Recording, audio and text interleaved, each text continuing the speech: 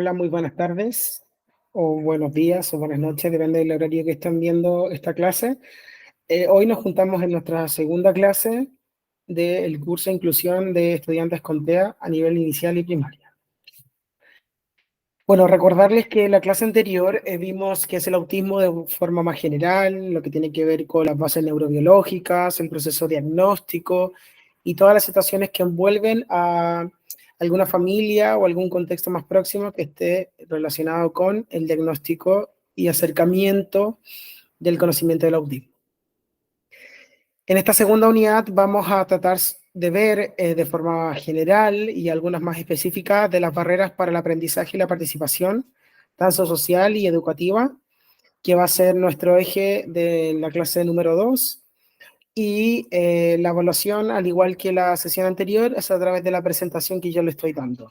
¿Ya? La segunda evaluación sería un cuestionario tipo test para ver cómo va haciendo la apropiación de los conceptos y contenidos de esta situación de aprendizaje, que es el curso de capacitación. Hoy día vamos a ver enfoque de intervención en el aula.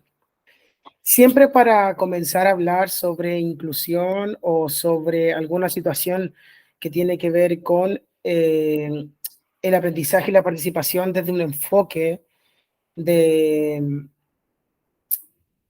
mucho más inclusivo, es importante reconocer lo que son las barreras para la inclusión y la participación. Hoy las vamos a definir y ver de dónde las encontramos y ver cómo estas se articulan eh, para limitar y muchas veces para delimitar los campos de acción respecto a las personas en y con situación de discapacidad.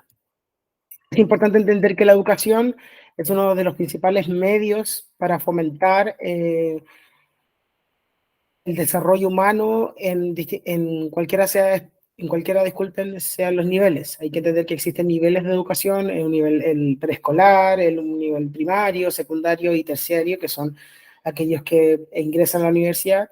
Lo más importante es poder comprender qué se entiende por educación. El informe de Lors, el año 96, nos hace referencia a que la educación tiene que ser un proceso armonioso y relacionado con los estadios de desarrollo de las personas, ¿ya? Y debe asegurarse reducir la pobreza, la exclusión, la ignorancia y la guerra. Por lo mismo, finalmente, ¿qué es educación? Desde la Convención de los Derechos Humanos en 1948, el concepto de educación ha mutado y ha permitido incluir paulatinamente, dependiendo de los avances, tanto de las ciencias de la educación y de las neurociencias, poder avanzar a la comprensión de un concepto mucho más amigable y que se ajusta a nuestra realidad. Hay que entender que cada uno de estos procesos y aproximaciones de el ser educado, a ser educado me refiero a todos aquellos que entran a la educación formal, hay que entender que existe esta educación informal y esta educación más formal, que sean las instituciones educativas, cualquiera sea la organización u orientación de esta misma, percibe y crea contextos percibe y crea contextos amigables o limitantes para la participación. Tenemos en 1960 la Conferencia General de la ONU para la Educación, la Ciencia y la Cultura, y tenemos la Convención de los Derechos de los Niños en 1989. El artículo 26 de la Convención dice que toda persona tiene derecho a la educación debe y será ser gratuita respecto a los parámetros que suscriban aquellos países que pretenden participar de la convención, y por otro lado tendrá que ser un objeto de pleno desarrollo de la personalidad humana y el fortalecimiento del respeto a los derechos humanos y a las libertades fundamentales, ¿ya?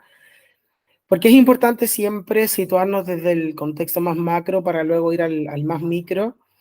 Es importante entender de cómo vamos a hacer o cómo vamos a crear esta concepción de educación respecto a la inclusión y cómo este elemento, como el factor educativo, puede y debe crear espacios para la participación.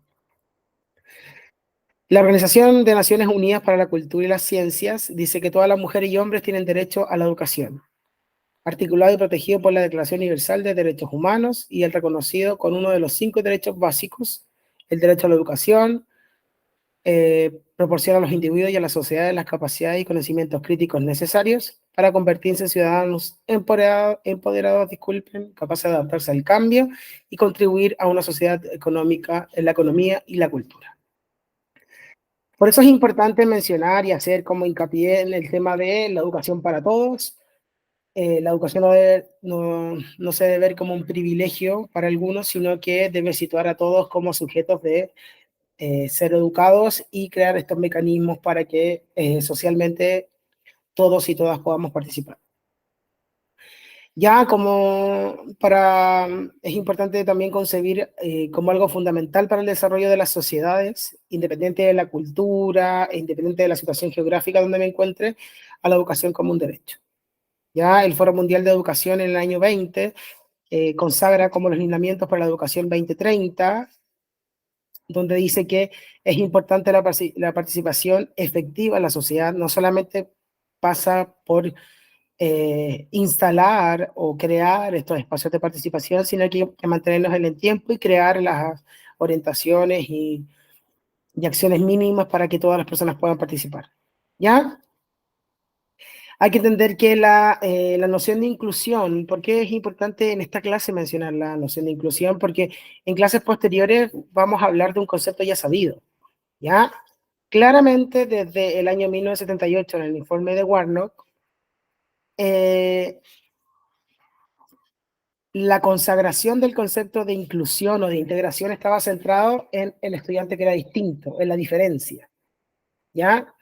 Y a través de los años, el concepto de inclusión ha ido transmutando y ha ido centrándose el foco se ha ido centrando en los contextos, no en las personas, reconociendo que todos somos diferentes, o sea, reconociendo la diferencia como parte de la sociedad. Entonces, por eso, la inclusión o el habilitar espacio estaba centrado en las instituciones, en el reconocimiento y en la participación. ¿Ya? Es un momento importante tener claro estos tres pilares que son claves para comprender la inclusión.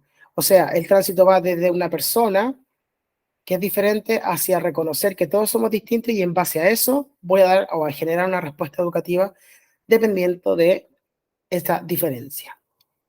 ¿Ya? Entonces, ¿cómo hemos concebido la educación desde hace un tiempo hasta ahora? Primero estaba centrada en la exclusión, o sea, los que eran distintos y no cumplían la norma quedaban fuera de este círculo. Después pasamos a la segregación, juntamos a todos los que tienen características distintas y a todos los más neurotípicos. Después tenemos la integración, que dentro del mismo grupo segregado coexiste un subgrupo, ya que son los distintos, según esos parámetros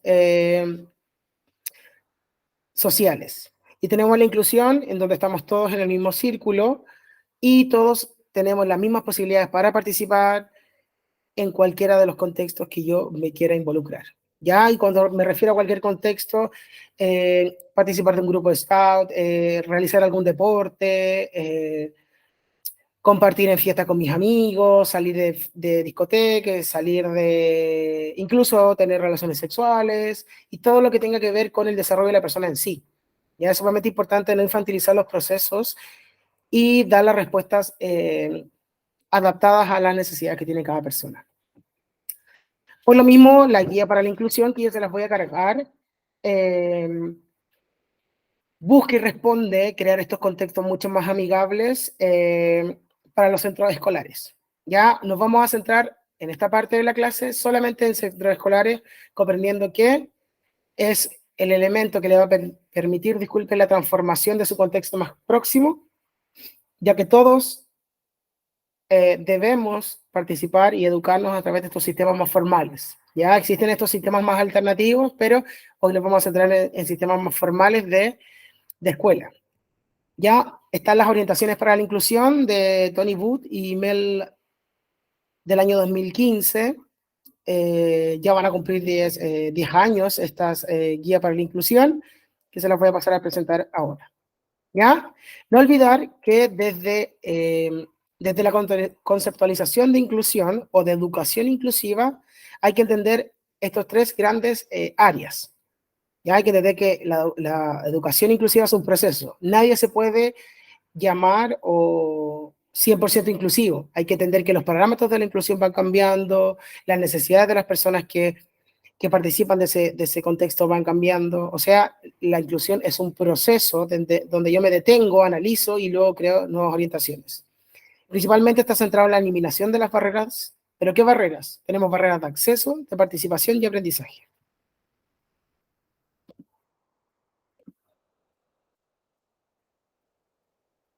Deme un segundo.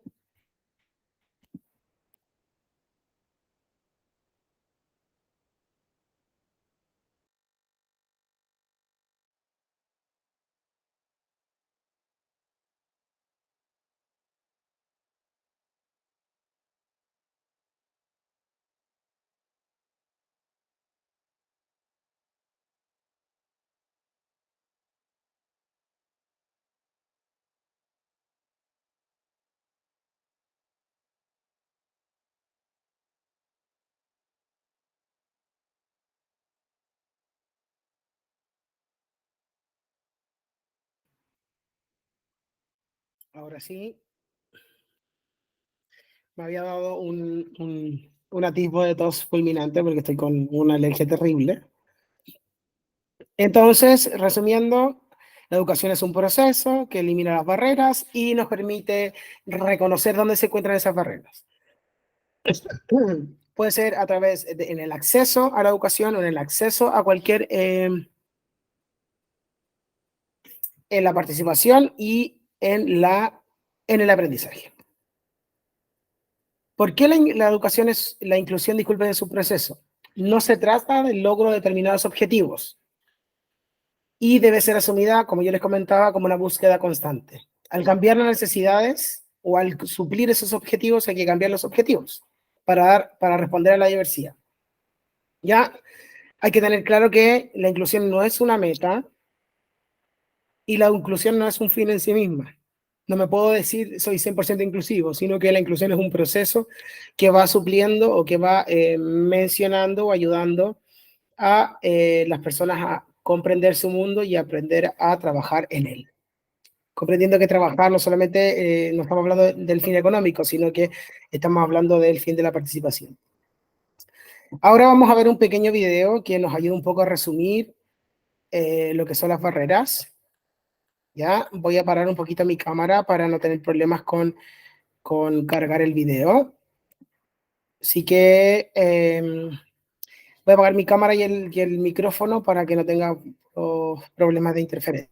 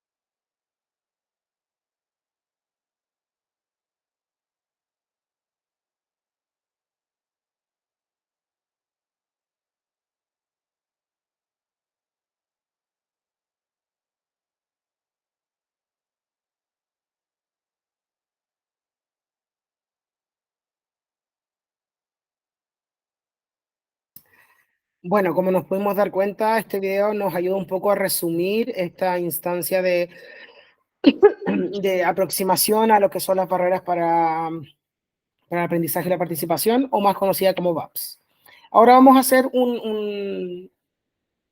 una pequeña aproximación a lo que son las VAPS, que tiene que ver mucho con la inclusión de niños con trastorno del espectro del autismo, tanto en primaria como en secundaria, y sobre todo en educación infantil.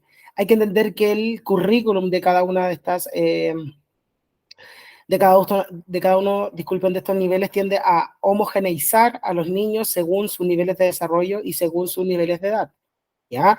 Por lo mismo, somos nosotros, los educadores, quienes debemos adaptar y permitir transitar curricularmente a todos los niños quienes necesiten adaptaciones. Entonces, por lo menos, o disculpen, por lo mismo, es importante reconocer cuáles son esas barreras. Ya yo puedo seguir adaptando objetivos, pero debo reconocer las barreras para el aprendizaje y la participación, o sea, debo reconocer dónde están las VAPs.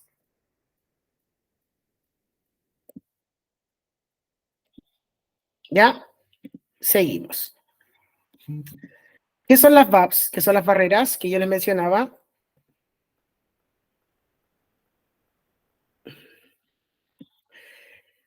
Las VAPs es una perspectiva contextual y social que implica las dificultades de aprendizaje por la interacción de los alumnos con sus contextos. Vuelve a resaltar la idea del contexto, que era lo que yo les mencionaba en la clase anterior. O sea, cómo nosotros nos situamos en diversos contextos y cómo podemos participar. Reconociendo que hay algunas personas que van a tener más dificultades para la participación y la aproximación hacia las situaciones de aprendizaje, como aquellos que no van a tener esos problemas, pero aún así debo reconocer cuáles son las barreras. ¿Ya? Son todos aquellos valores, actitudes, procesos, decisiones, normas y prácticas educativas que interactúan negativamente con la posibilidad de aprendizaje de los alumnos. El fin último, disculpen, es el aprendizaje. Pero hay que entender que todo el conglomerado de acciones previas que hacen los docentes o que hacen las instituciones, tanto a través de su nivel valórico, definir la misión y la visión de la institución, puede delimitar quiénes personas pueden o no participar. Es sumamente importante ver o situarnos en la perspectiva de cómo podemos relacionar nuestro quehacer profesional en el aula o en la casa o en intervención en el reconocimiento de aquellos valores o actitudes o procesos que no están permitiendo que todos puedan participar. ¿Ya? Eh, entonces, ¿qué quiere decir esto?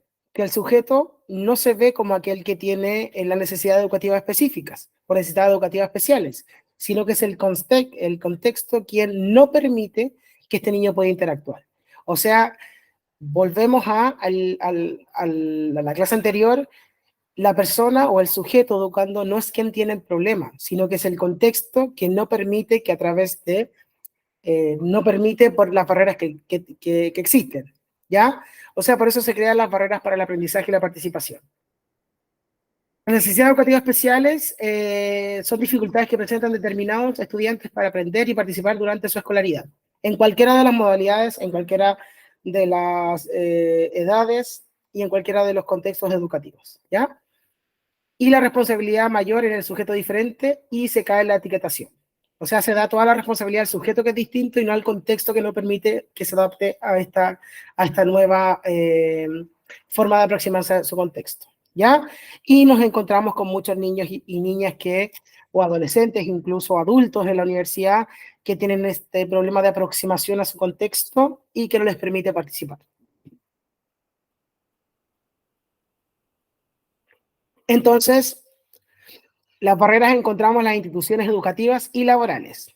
Hay que entender que desde los actuales orientaciones para la inclusión, no solamente el ámbito educativo es un elemento esencial, sino hay que permitir que toda persona en situación de discapacidad o que necesite alguna adaptación de su contexto, no solamente se limite al ámbito educativo, sino que pueda realizarse a través de un modelo de calidad de vida mucho más integral. Ya hay que entender que la calidad de vida no es solamente lo educativo, sino que lo familiar, lo sexual, el ocio, lo laboral, ¿ya? O sea, permitir que todos transiten hacia una vida adulta un poco más, eh, un poco más amigable, básicamente, ¿ya? ¿Por qué la inclusión elimina y minimiza las VAPs? La evaluación constante de las características de la escuela para responder a la diversidad. Lo más importante es permitir que las escuelas evalúen cómo están atendiendo la diversidad y cómo la respuesta educativa que están permitiendo o elaborando se correlaciona con el aprendizaje. ¿Ya? Hay que volver a comprender que la inclusión es un proceso y vamos a la segunda parte. ¿Ya? Yo siempre vuelvo atrás en el tema de el uso de mapas u orientadores porque nos ayudan un poco a situarnos. ¿Ya? Vimos el tema del proceso, vimos el tema de eliminación de las barreras y ahora vamos a hablar un poco de qué se entiende por estas barreras de acceso, participación y aprendizaje. ¿Qué tiene que ver con el acceso? Es el primer paso para hacer efectivo el derecho a la educación. Para su pleno ejercicio existe que este sea de calidad. ¿Qué pasa si solo nos quedamos en acceso? Sigue coexistiendo la integración. Ya voy a atender a un cierto número de niños y voy a dar una respuesta a ese grupo de niños sin permitir que el grupo en general pueda apropiarse u orientarse mejor a la realización de estas actividades. Si las barreras son de participación, una participación activa en el currículum y en la actividad de aprendizaje, o sea, que todos y todas puedan participar. ¿Ya qué puedo ofrecer instancias de participación? Está la diversificación para el aprendizaje. El aprendizaje. Todas y todos los estudiantes logren en la máxima medida posible los objetivos de aprendizaje establecidos por el currículo, en cada uno de los niveles y en cada una de las dimensiones. ¿Ya? ¿Por qué? Porque tiene relación con el proyecto de vida, la ciudadanía. La UNESCO en el año 2009 dice que una educación no es de calidad cuando solo el porcentaje de la población adquiere los aprendizajes necesarios para su desarrollo personal y su integración en la sociedad. O sea, tenemos que comprender que puede existir gente, me refiero a personas, que necesiten mayor apoyo. O sea, las necesidades de apoyo van a variar dependiendo de las personas. Ya hay que tener claro que cuando hablamos de inclusión vamos a hablar de necesidad de apoyo, barreras para el aprendizaje y la participación, inclusión como proceso. Ya no solamente nos podemos quedar con la idea de seleccionar estas barreras y no poder trabajar en ellas. ¿Ya? El objetivo del INDEX o el Índice para la Inclusión inspira precisamente a cumplir esta importante función. Sirve de guía para los docentes y los equipos educativos ante dos tareas interdependientes. ¿Cuáles son estas tareas? Repensar cuáles son los valores que mueven a las instituciones y para iniciar y sostener un proceso de mejora e innovación. Tenemos estas dos grandes áreas, repensar qué quiero lograr con mi institución y después cómo esto lo puedo sostener a través del tiempo. ¿Ya? Puede ser a través de la innovación o mejora continua, o puedo elegir objetivos a largo plazo, a corto plazo, dependiendo de la necesidad de cada institución. La parte 1. ¿Cómo puede la guía para la educación inclusiva, o sea, cómo puede el Index for Inclusion ayudar a un centro escolar? Incluye el ecosistema de aula. Eso quiere decir que todo lo que pasa en el aula es relevante para que todos puedan aprender. Incluye a la comunidad, no solamente los agentes próximos a la escuela o a la institución, sino que todo lo que conlleva que la participación de esa sociedad o esa comunidad pueda extenderse a otras realidades. Ejemplo, si tengo un niño a lo mejor o niña con discapacidad visual o baja visión, que los vecinos o que el entorno de la escuela sepa a lo mejor incluso el sistema braille o incluso un sistema aumentativo o de comunicación le va a permitir a esta persona a ir a comprar incluso cuando nadie lo pueda acompañar. ¿Entienden? No siempre hay que situarlo en la escuela, sino que hay que abrir las puertas de la escuela para que todos aquellos que sientan la necesidad de que todos podamos participar, participen tanto del análisis como la fundamentación. ¿Ya? Se anima a que todo el personal, no solamente docentes, familias, padres, sino que todo lo que tiene que ver con la comunidad, demos un segundo,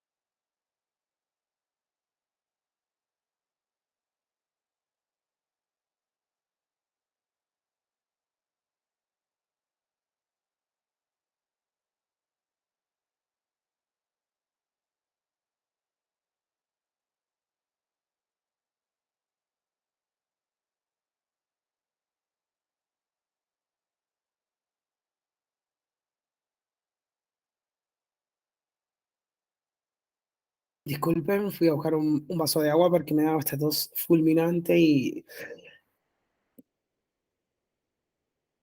no quería acoplarlos en el micrófono. Seguimos. Entonces tenemos esta primera parte, como ya les mencionaba, que tiene que ver con la inclusión de los ecosistemas, las comunidades, a todo el personal de la persona, disculpen, a todo el personal de la institución y que contribuyen al implemento de un plan inclusivo. Ya hay que entender que esto es un plan, o sea, son orientaciones claves que van a permitir que todas estas personas puedan conocer sobre la inclusión y puedan participar de la misma. Ya la autoevaluación de todos los procesos de los centros escolares. Y finalmente tenemos el aprendizaje y la participación de todas las personas en el centro. Las dimensiones del índice son las siguientes. Tenemos prácticas inclusivas, políticas inclusivas y cultura inclusiva. Y el marco de planificación de estas acciones, disculpen, tienen que ver con esas dimensiones que lo van a encontrar ustedes al costado derecho de esta presentación. Tenemos una dimensión A, creando culturas inclusivas. Tenemos el A1, construyendo la comunidad, y el A2, estableciendo los valores inclusivos. Este índice se los voy a cargar yo en la plataforma, entonces ustedes lo van a poder ver y entender lo que estoy mencionando. La dimensión B tiene que ver con estableciendo políticas inclusivas, desarrollando un centro escolar para todos, organizando el apoyo a la diversidad. La dimensión C, que tiene que ver con desarrollando las prácticas inclusivas, construyendo un currículum para todos y orquestando el aprendizaje. No vamos a ahondar específicamente a cada una de ellas, sino que la idea de esta clase número 2 es comprender cómo o qué acciones puedo realizar yo para permitir que todos y todas mis estudiantes en cada uno de sus niveles puedan participar. Lo primero es situarnos en la cultura de la escuela para ver si tiene o no tiene atisbos de generar u orientar mi quehacer profesional a prácticas pedagógicas inclusivas, ¿ya? Entonces, el índice, como el foco principalmente está en el diálogo de todos los participantes de la comunidad desde un enfoque de autoevaluación continua, tiene dimensiones, indicadores y preguntas. Cada vez que yo tome una dimensión, sea esta la A, la B o la C, voy a encontrar indicadores. Y en cada uno de los indicadores voy a encontrar preguntas. Entonces es sumamente clave que hagan la revisión del Index for Inclusion para poder saber cómo orientar mi quehacer. ¿Ya? Este es un instrumento público que está publicado desde el año 2016 en castellano, así que lo van a encontrar en inglés también, pero yo se los voy a cargar en castellano para que puedan ir orientando también su selección. Tenemos las dimensiones o secciones que van a estructurar el plan de mejora, los indicadores y las preguntas. Cada uno de estos son consecutivos, eso quiere decir que veo una dimensión, veo un indicador y oriento una pregunta. ¿Ya? La dimensión A, que tiene que ver con crear culturas inclusivas, aborda estas dos dimensiones. Construyendo comunidad, o sea, cómo la comunidad completa se enfoca en reconocer cuáles van a ser estas barreras para poder delimitar los planes de acción. Y estableciendo los valores inclusivos, que yo siento que es una de las partes más complejas de analizar mi institución y poder situar a mi institución como una institución en proceso de acciones inclusivas. Tenemos la segunda dimensión, que es estableciendo políticas inclusivas, que tiene que ver con desarrollar un centro escolar para todos y todas, o sea, tiene que ver con la participación y la organización de apoyos para la diversidad.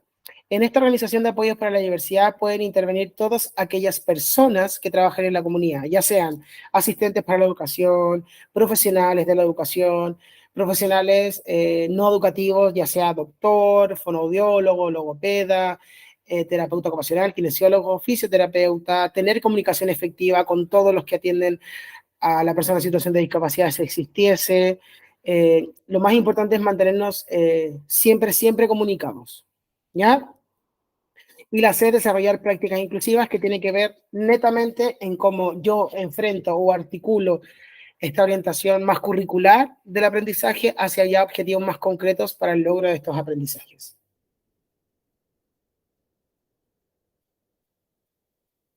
Ya, tenemos estas dos acciones, que es construyendo un currículum para todos, o sea, cómo mi institución, ya sea un centro de ya sea un centro laboral para personas en situación de discapacidad, sea una escuela, sea un jardín de infantes, sea un kindergarten o sea una escuela solo de primaria, construye un currículum para que todos los que estén en esa comunidad puedan participar.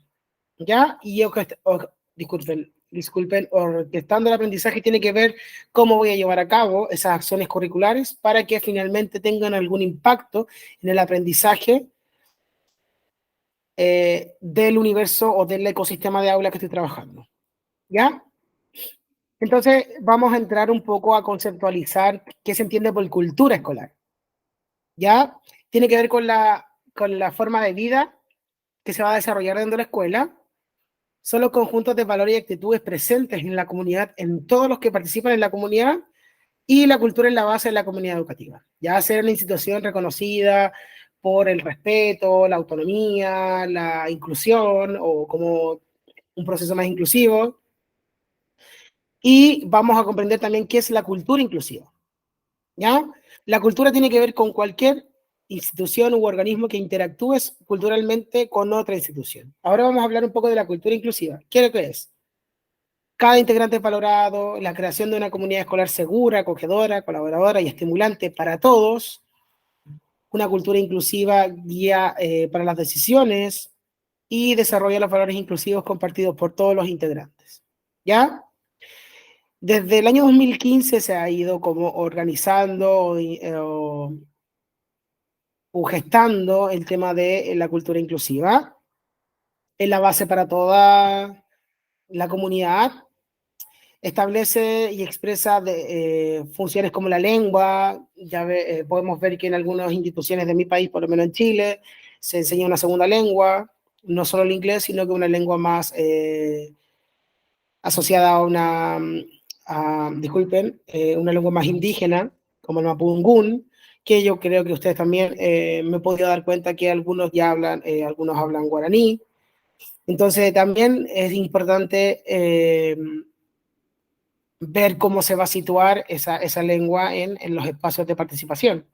Ya muchas veces es la lengua vehicular para el aprendizaje, entonces tiene que ser la primera lengua. Ya la cultura puede reforzar u oponerse a las diferencias de poder y contribuye a las decisiones de identidad de todos aquellos que participan en la comunidad.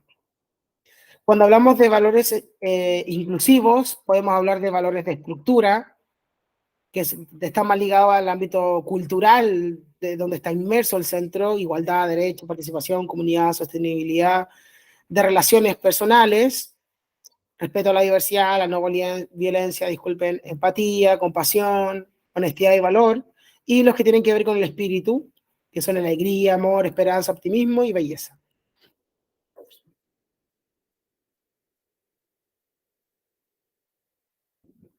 Ya aquí tenemos dos columnas que las van a encontrar en el index, que nos ayudan un poco a gestar esta orientación de los valores. Aquí en la primera columna, al lado izquierdo de su computador, van a ver los valores que son incluyentes, ya como la sostenibilidad, el coraje, el amor, y tenemos los valores excluyentes.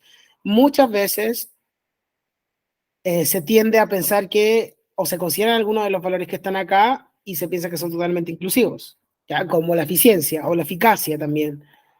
Ya son valores más ligados al ámbito económico, pero se han ido poco a poco enraizando también en la educación. Entonces es sumamente importante ver hasta qué puntos esos van a ser efectivamente relacionados con la inclusión.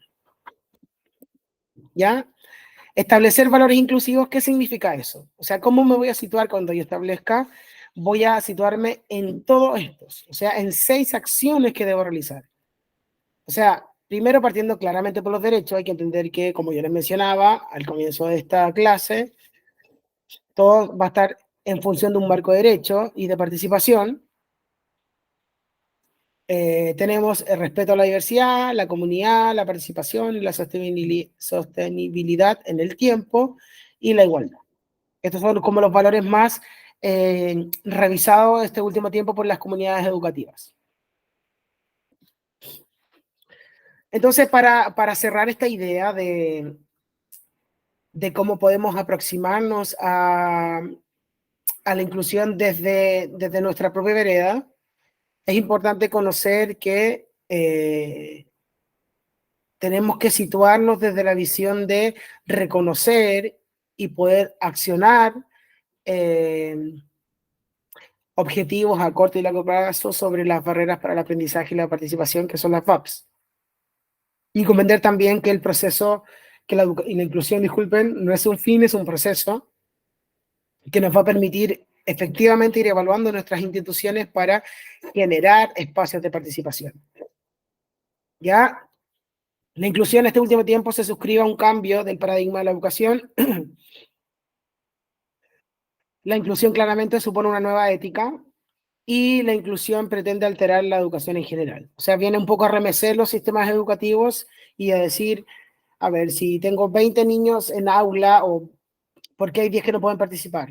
Así que ajustar todo para permitir que todos y todas puedan aprender a su ritmo, en base a sus intereses y todo esto. Es súper complejo llegar a ese análisis, pero se puede ir paulatinamente respondiendo a esa diversidad. Ya, la inclusión enfatiza la igualdad por sobre la diferencia, como se hacía anteriormente en la integración. La inclusión supone un enriquecimiento de la cultura cultural y educativo. ¿Ya? Espero que con esta presentación haya podido un poco orientarnos en la toma de decisiones respecto a cómo comprender los enfoques de intervención en el aula. Lo primero que quiero recalcar, disculpen, es que para poder intervenir en el aula debo urgentemente reconocer cuál es la cultura de mi escuela o de mi institución. Desde ahí se inicia el cambio. ¿Por qué no hacerlo desde dentro? O sea, desde el aula. El aula va a ser el resultado de de toda una gestión interna de la institución. ¿Por qué? Porque si solo yo lo hago, no va a tener mucho impacto en la vida de las personas que viven en situación de discapacidad y aquellas que no. O sea, si es una práctica aislada, claramente no va a tener ningún impacto. Entonces, cuando yo hable de un niño con trastorno del espectro del autismo, tengo que reconocer cuáles son las barreras para que éste no pueda participar. Las barreras están en el currículum, las barreras están en el acceso, las barreras están en el aprendizaje, las barreras están en la cultura, ¿ya? Entonces, es sumamente importante situarnos desde ese foco. En la clase número 3 vamos a observar un video bastante largo que dura 18 minutos y en base a eso vamos a trabajar en la clase número 3. Para terminar, la evaluación de esta clase va a ser un test, un cuestionario, disculpen, tipo test, donde vamos a organizar la información que yo les presenté el día de hoy en esta PPT. Se va a cargar de igual forma el índice para la inclusión para que lo puedan revisar y llevarlo a práctica y leerlo, familiarizarse con este y poder organizarlo. ¿Ya? Espero tengan un excelente fin de semana. No sé qué día lo van a ver, pero acá es Viernes Santo. ¿Ya? Que tengan un excelente día y nos estamos viendo para nuestra clase número 3. Un abrazo desde Chile, cuídense.